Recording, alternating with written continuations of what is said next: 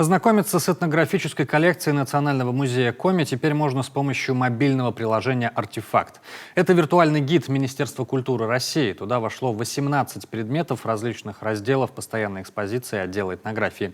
Все они отмечены знаком AR. Что это значит, расскажет Анастасия Тюрнина.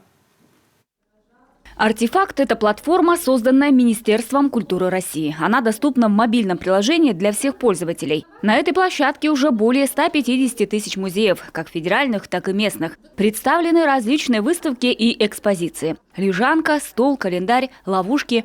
Эта охотничья избушка тоже вошла в виртуальную экскурсию платформы. Здесь 4 точки интереса. Красный угол, щучья голова, светец и крошни. Пользователи смогут узнать, как освещалась избушка, как переносилась добыча, как вообще жил охотник большую часть года в лесу, охотясь, живя там. Обо всех этих экспонатах можно подробнее узнать с помощью телефона. Достаточно скачать мобильное приложение и навести на нужный экспонат.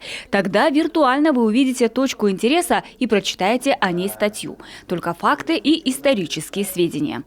Если будете использовать данное приложение «Артефакт», то в нем уже указана такая информация, которую на экспозиции просто получить невозможно. Либо необходимо экскурсию заказать, но не каждый готов заказать экскурсовода, либо прослушать экскурсию. Кто-то привык полностью путешествовать по экспозиции самостоятельно, в собственном ключе, чтобы знакомиться с теми или иными экспонатами.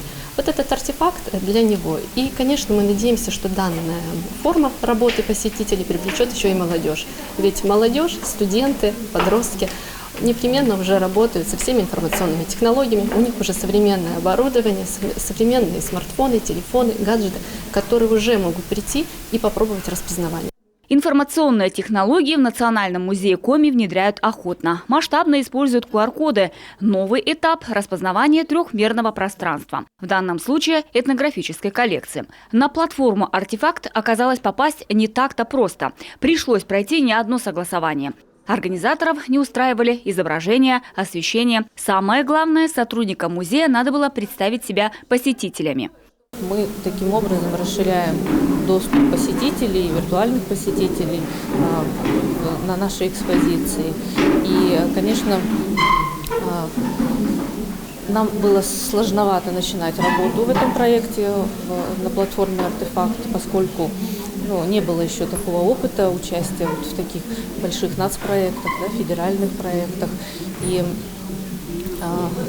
нужно было делать и качественные фотографии, и определенные условия были предоставления информации на эту платформу. Причем начинали мы в 2020 году, в период пандемии, с охотничьих троп. И сейчас уже, конечно, когда мы вышли на этап предоставления этнографической экспозиции на этой платформе, то у нас уже был определенный опыт. Виртуальную экскурсию уже оценили первые посетители. В скором времени на площадке «Артефакт» появятся экспонаты литературного отдела Национального музея. Анастасия Тюрнина, Олег Костромин, телеканал Юрган.